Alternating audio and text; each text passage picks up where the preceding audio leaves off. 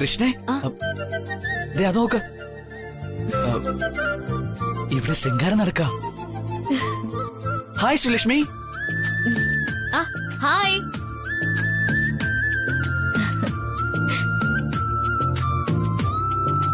അതാരോടോ നമ്മുടെ സ്വർഗത്തിലെ കട്ടുറുമ്പാകാൻ വന്നത്? പേടിക്കണ്ടേ സർ, ഇത് നമുക്ക് വേണ്ടപ്പെട്ടവര് തന്നെയാ. ഒന്ന് ദീപു, മറ്റേ ആള് കൃഷ്ണ. ഹായ് സാർ, നമസ്കാരമുണ്ട്. ആ ദീപു, നമസ്കാരം. സുഖല്ലേ? കാണാനേ ഉണ്ടായിരുന്നല്ലോ. സാർ, ഞാൻ സ്ഥലത്തെത്തിയിട്ടുണ്ട്. നമുക്ക് നിശ്ചയം കല്യാണമൊക്കെ അടിച്ചു പൊളിക്കണം. ശരി, ആയിക്കോട്ടെ. എന്താണെന്ന് വെച്ചാ ദീപു പ്ലാൻ ചെയ്തോ. കട്ടൊക്കെ കൂടെയാണ് ഞാൻ. ഉറപ്പാണല്ലോ സാർ? ഉറപ്പ്. താങ്ക് യു സാർ, ഞാൻ ഏറ്റ കാര്യങ്ങള്. ഓക്കെ ശ്രീലക്ഷ്മി, അപ്പൊ നിങ്ങൾ സംസാരിക്കേ. എനിക്ക് അല്പം തിരക്കുണ്ട്, പിന്നെ വിളിക്കാം. ഓക്കെ ശരി സർ. ബൈ.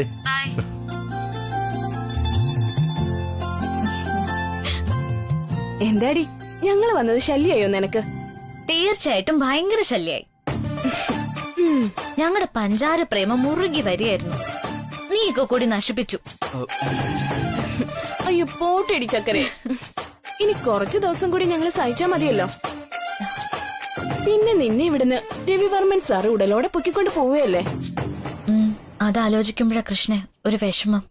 അപ്പോ ഇവിടെയുള്ളവരെ മറക്കില്ല പോകില്ല എന്നൊക്കെ മുമ്പ് ഡയലോഗ് അടിച്ചല്ലോ. അതൊക്കെ വേറെ ഡയലോഗ് അല്ലേ കൃഷ്ണേ? വല്ല നടക്കുന്ന കേസാണോ? എങ്കിൽ നമുക്കൊരു കണ്ടീഷൻ വെച്ചാലോ. കല്യാണം കഴിഞ്ഞ രവിവർമ്മൻ സാറ് ശ്രീയുടെ വീട്ടിൽ വന്ന് താമസിക്കണം. എന്ത് പറയുന്നു? Best idea. രവിവർമ്മ സാറേ ഇപ്പൊ ഇവിടെ താമസിക്കാൻ പോവാല്ലേ? പിന്നെ ഇപ്പൊ എന്ത് ചെയ്യും നമ്മള്? ശ്രീ ഇല്ലെങ്കിൽ ഈ കോളനിയിൽ ഒരു രസമില്ലടാ. രസമില്ലെങ്കിൽ നമുക്ക് സാമ്പാർ വെക്കാം കൃഷ്ണ. പാചകത്തിന് വരുന്ന അപ്പൂപ്പനെ കൊണ്ട് നിന്നെ കല്യാണം കഴിപ്പിക്കുകയും ചെയ്യാം. ഇപ്പോഴത്തെ കൊച്ചു പെമ്പിള്ളാരെ വയസ്സന്മാരെ കല്യാണം കഴിക്കുന്നത് ട്രെൻഡാ.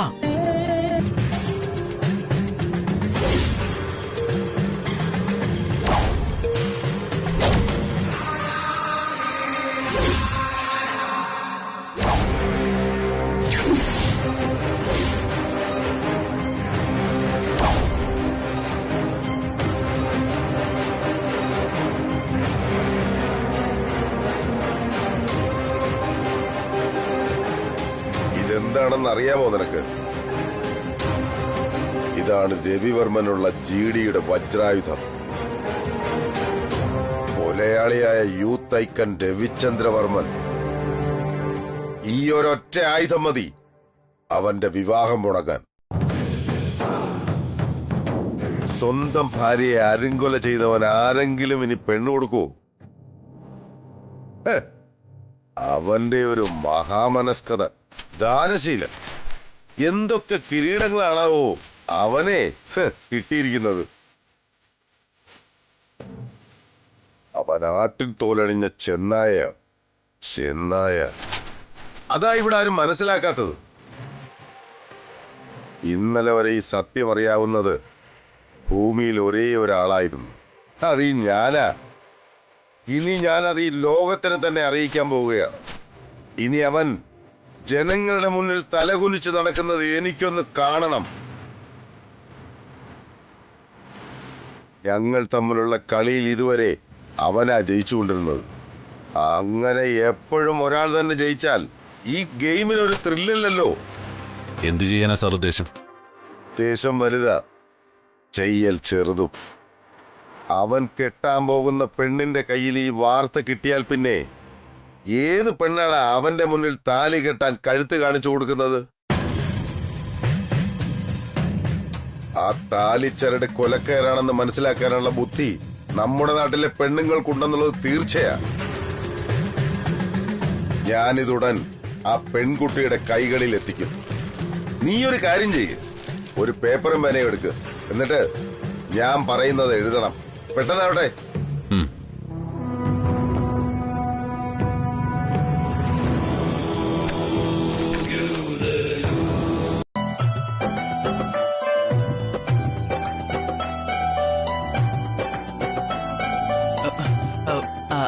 അങ്കിളെ, ആന്റി, രവി സാറൊക്കെ വന്നു.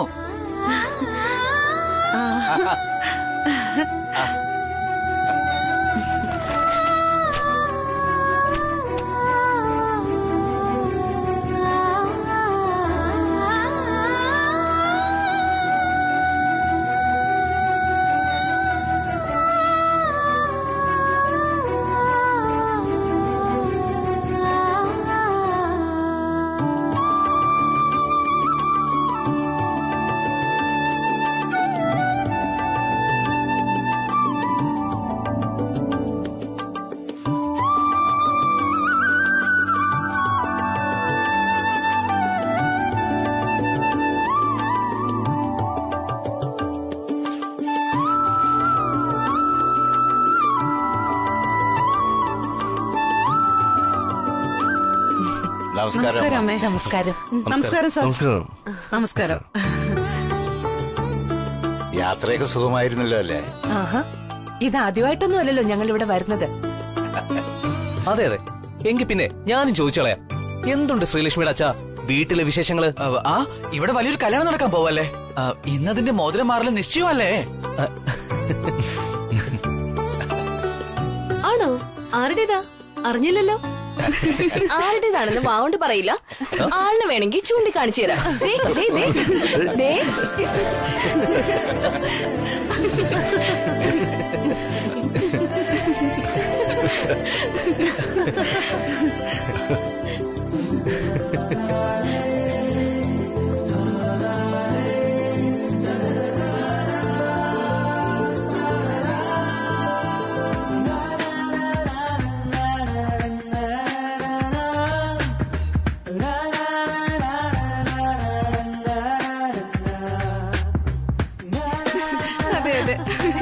ശ്രീലക്ഷ്മി ഭാഗ്യമുള്ളവളാ.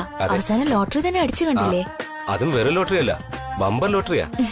അതെ അതെ, അതിലൊക്കെ ഒരു യോഗം വേണം.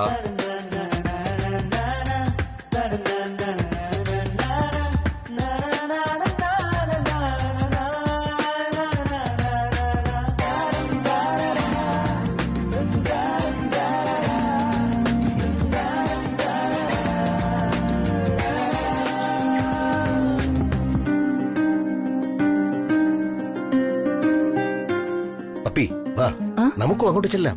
അവർ ക്ഷണിച്ചതല്ലേ? ക്ഷണിച്ചതൊക്കെ ശരി തന്നെ, പക്ഷെ ചേട്ടൻ വരണ്ട. ഇവിടെ നിന്നാ മതി.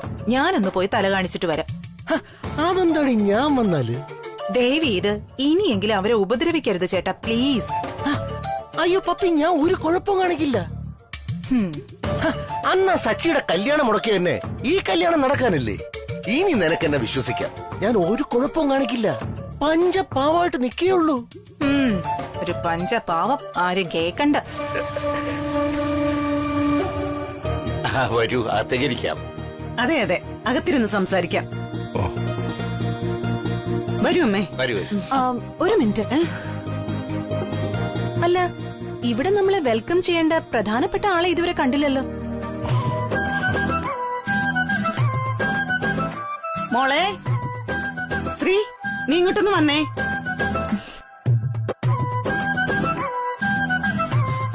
വാ. നമസ്കാരം അമ്മേ. നമസ്കാരം. ബ്രദറിലോ കാത്തു നിന്ന ആളെത്തി. ഇനി അകത്തോട്ട് കേറാം നമുക്ക്.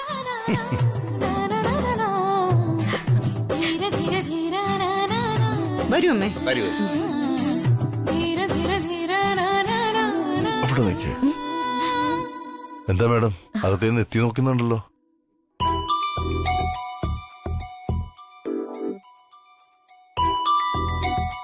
എന്തേലും പറയണ്ട. എങ്കിൽ പറഞ്ഞോളൂ, നാണിക്കണ്ട. ഇവിടെ ഒന്നും ആരുമില്ല. ഐ ലവ് യു എന്നാണോ പറയാനുള്ളത്? എങ്കിൽ പറഞ്ഞോ, എനിക്ക് ദേഷ്യം വരുത്തൊന്നുമില്ല. I love you. ഇവിടെ ഇങ്ങനെ കൊഞ്ചിക്കൊഴഞ്ഞിട്ടേ നന്നായിരിക്കുന്നു കാണാൻ. ഈ അവസാന നിമിഷത്തിൽ അതൊന്നും ശരിയാവില്ല മോളെ. രാജാറാം, തിരുമേനിയെ പെട്ടെന്ന് വരുത്താനുള്ള ഏർപ്പാട് ചെയ്യണം.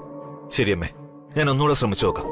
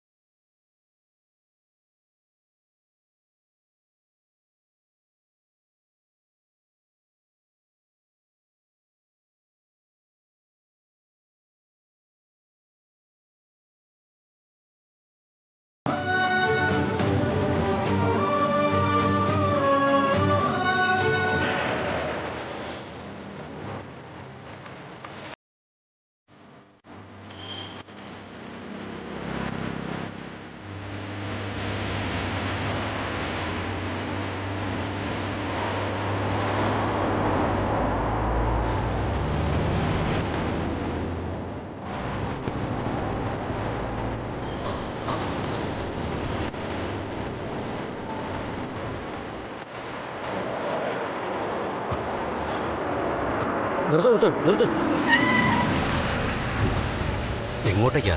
ഒരു ഉപകാരം ചെയ്യൂ, എന്നെ നീരേറ്റ് കോളനിയുടെ അടുത്തൊന്ന് വിടൂ.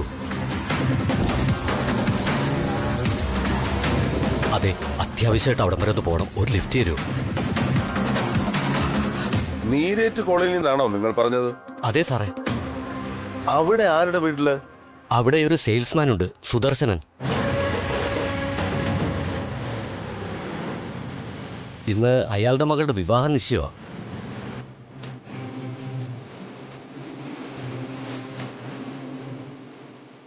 കേറിക്കോളൂ. വളരെ ഉപകാരം.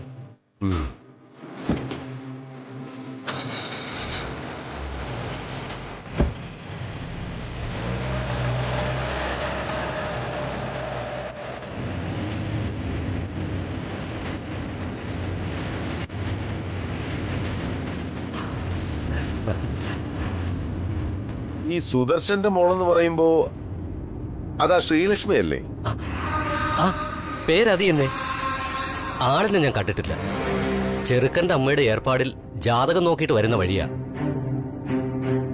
വർമ്മൻ ഗ്രൂപ്പിലെ ഗായത്രി ദേവി അമ്മ പറഞ്ഞിട്ട്. ഓ, വർമ്മൻ ഗ്രൂപ്പിലെ ഗായത്രി ദേവി അമ്മ പറഞ്ഞിട്ടോ? ആ, അവിടെ ഇന്ന് രവിചന്ദ്ര വർമ്മൻ സാറിന്റെ വിവാഹ നിശ്ചയമാ. സാറാണ് വരൻ. ഈ ശ്രീലക്ഷ്മിയാണ് കല്യാണ പെണ്ണ്. ഓ, അത് ശരി. ഈ രവിവർമ്മൻ എനിക്ക് വളരെ വേണ്ടപ്പെട്ടയാളാ. വളരെ വളരെ വേണ്ടപ്പെട്ടയാള്.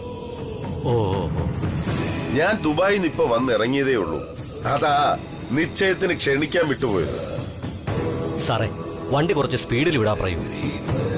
എനിക്ക് നിശ്ചയം നടക്കുന്നതിന് മുമ്പ് അവിടെ എത്തണം. ഈ നിശ്ചയം നടക്കാൻ പാടില്ല, അതുകൊണ്ടാ. അതെന്താ നടക്കാൻ പാടില്ലാത്തത്? എന്തു പറ്റി? ഈ നിശ്ചയം നടന്നാൽ രവിവർമ്മൻ സാറിന്റെ മരണം വരെ സംഭവിക്കും. അതാ ജോത്സ്യരുടെ കണ്ടെത്തൽ. ആ രവി, അങ്ങനെയാണെങ്കിൽ നീ എന്റെ ജോലി എളുപ്പമാക്കുന്ന ലക്ഷണമുണ്ടല്ലോ. ഈ നിശ്ചയം നീ ഭംഗിയായി നടത്തിയേ പറ്റൂ, ചാകാനായിട്ട്. അത് തടയാൻ നടക്കുന്ന ഈ മനുഷ്യനെ ഞാനങ്ങ് കൊണ്ടുപോവുക. ചെറിയൊരു കിഡ്നാപ്പിംഗ്. ജോസൂട്ടി, വണ്ടി നീയൊന്ന് സ്പീഡ് കൂട്ടിവിട്. നമ്മുടെ താവളം വഴി പോവാം. ആ ശരി. അതാ നീരേറ്റ് കോളനിയിലേക്കുള്ള ഷോർട്ട് കട്ട്.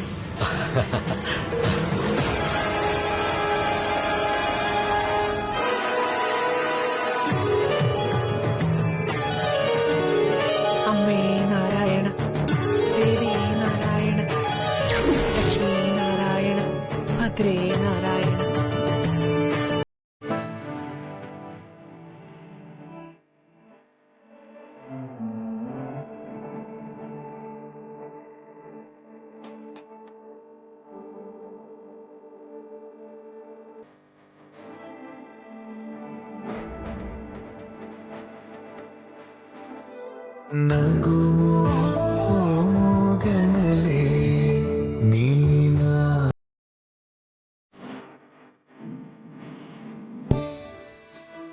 ഏയ്, തനിക്ക് ഒരു കുഴപ്പവും വരില്ല. ജയിലിലൊക്കെ ഇപ്പൊ നല്ല ഭക്ഷണമാ. എനിക്കതൊക്കെ നല്ല ശീലമാ. ശരി ബോസ്, ഞാൻ പിന്നെ വിളിക്കാം. താങ്ക്സ്.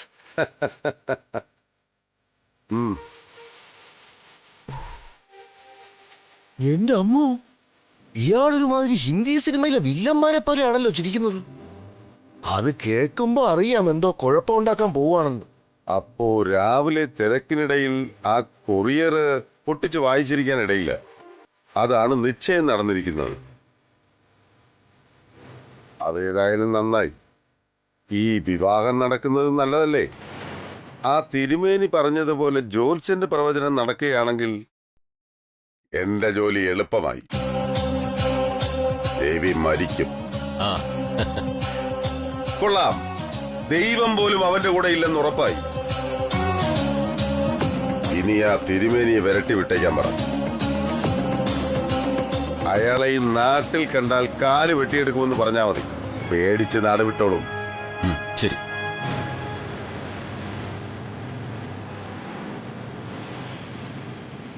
കെട്ടിന് മുറുക്കം പോരാ, ഒന്നുകൂടെ അമർത്തി വേദനിപ്പിച്ച് മുറുക്കിക്കെട്ട്.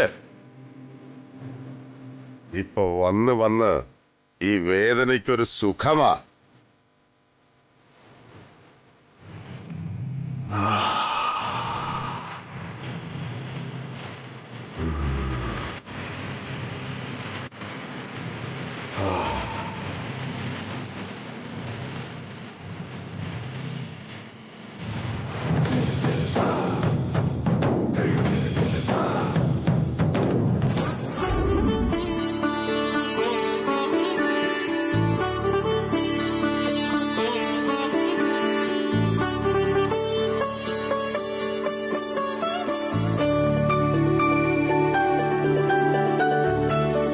രേഖ, ഇത്രയും വലിയ ഹോൾ നമുക്ക് ആവശ്യമില്ലെന്ന് പറഞ്ഞാ നിനക്കെന്താ മനസ്സിലാവാത്തത്? ഏത് കൊടികെട്ടിയവന്റെ കല്യാണം ആയാലും ആളിന്റെയും ആർഭാടത്തിന്റെയും അളവ് കുറയ്ക്കാനാണ് ഗവൺമെന്റ് തീരുമാനം. സോറി, ഈ മാരേജുമായിട്ട് ബന്ധപ്പെട്ട് 2-3 ദിവസത്തേക്ക് കുറെ കാര്യങ്ങളുണ്ട്. എല്ലാം ഹാളിൽ നടത്തേണ്ട ഡെക്കറേഷൻസാ. അപ്പൊ ഒരു ദിവസം മുന്നേ തന്നെ ഹാള് നമുക്ക് കിട്ടുകയും വേണം. ആ ഹോളിന് വേറെയും ബുക്കിംഗ് കാണില്ലേ? അഡ്വാൻസും കൊടുത്തിട്ടുണ്ടാവും. ഒരു ദിവസം മുമ്പ് തന്നെ നമ്മൾ ചോദിച്ചാ വാട്ട് എവർ. ബ്രദർ ഇൻ ലോയെ കൊണ്ടൊരു കോള് ചെയ്യിച്ചാൽ എല്ലാം ഓക്കെ ആവും. നമ്മൾ ഒന്നുകൂടി ശ്രമിച്ചാ നമുക്ക് ബ്രദർ ഇൻ ലോയെ കൊണ്ട് വേണമെങ്കിൽ ആ ഹോളെ മേടിപ്പിക്കാം. എന്ത് പറയുന്നു ബ്രദർ ഇൻ ലോ? ഏയ് ബ്രദർ ഇൻ ലോ. എന്താ നെത്തിക്കുട്ടി? Excuse me.